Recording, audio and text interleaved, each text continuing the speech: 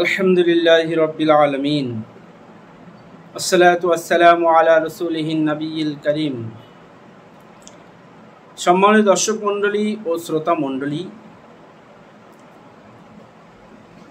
আজকে আমি আপনাদের সামনে অত্যন্ত গুরুত্বপূর্ণ একটি মিরাসের মাসালা নিয়ে আলোচনা করব।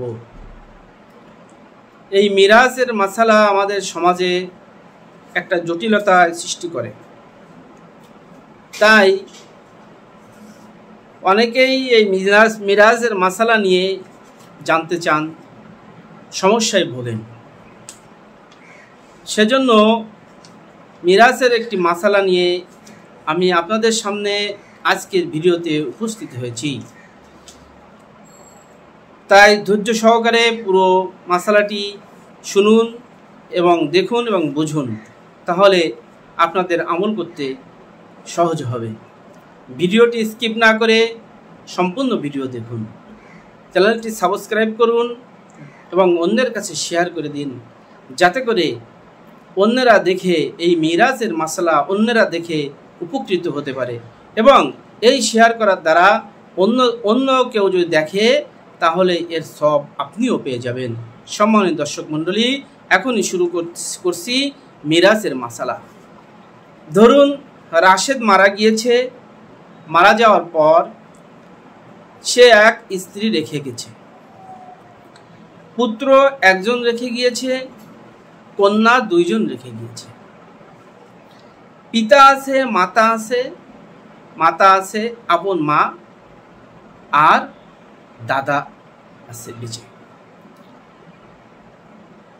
রাশেদ মারা যাওয়ার পর সে তার স্ত্রী রেখে গেছে একজন, পুত্র একজন, কন্যা দুইজন, আর পিতা আছে, মাতা আপন মা আছে, আর দাদা আছে বেঁচে।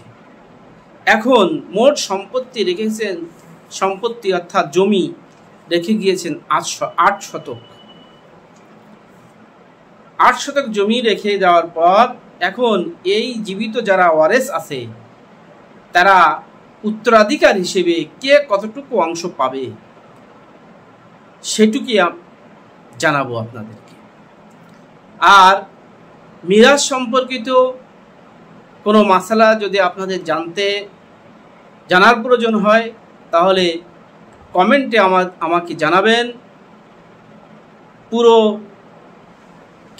কে মারা গিয়েছে এবং কারা কারা বেঁচে আছে এবং সম্পত্তি জমি হলে কয় শতক, আর টাকা হলে কত টাকা, এবং স্বর্ণ অলংকার যদি থাকে তাহলে কতটুকু স্বর্ণ অলংকার, এই বিস্তারিত কমেন্টে আপনি জানালে আপনার এই মাসালার জবাব ইনশাল্লাহ আমি আপনাদেরকে দেব।